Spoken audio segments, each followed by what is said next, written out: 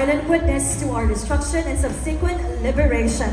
And at this time, this will now be a monument of the century of triumphs and the unbreakable spirit of the Dabaweños. Right now, we now ask our Honorable Vice Mayor Rigo Duterte II and our distinguished officials to officially unveil the Centennial Commemorative Stamp. On the count of 3. 1, 2, 3! There you go, ladies and gentlemen. A story, a century of history, leadership, and resilience captured in one timeless design.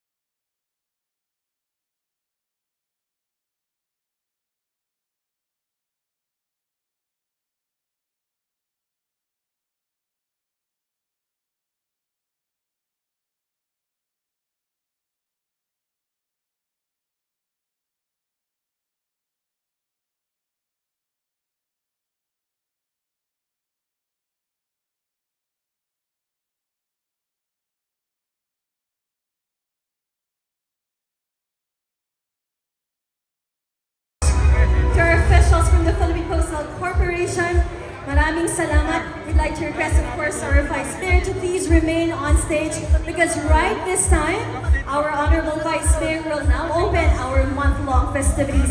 Ladies and gentlemen, the Vice Mayor of our beloved city of Davao, Honorable Rodrigo Rigo Duterte.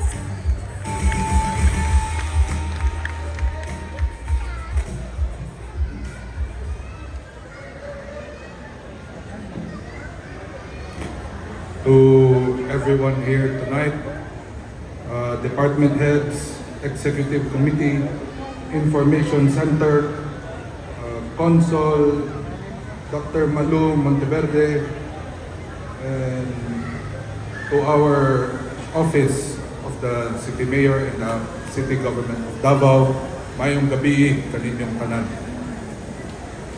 Tonight, as we come together to open the festivities for the 89th Araw ng Davao, we celebrate not only the strength, progress, and pride, but also the discipline and values that define us as Dabaweño.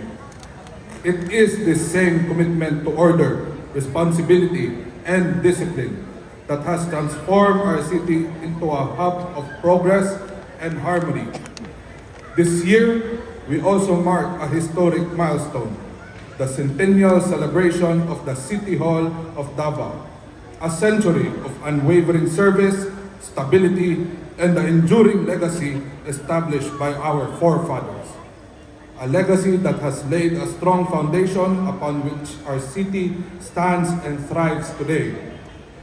This year's Araw ng Davao celebration, with the theme Dabaweño Ko, Nilambo Nagkahiusa, exhorts us to continue working together to nurture the peace, harmony, and unity that we enjoy today. For it is by working together, by each one of us doing our part, and by adhering to our local laws in the city, that we can drive our city forward.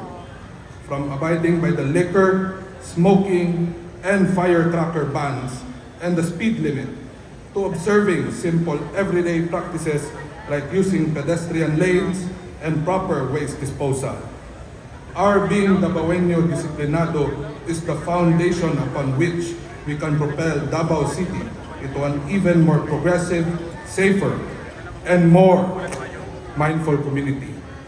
And so, we take this opportunity to thank all of you, the people of Davao City. Daghang salamat for doing your part and for your invaluable contributions and commitment to making Davao not merely a place to live, but a city that is worthy of being every Dabaweño's pride.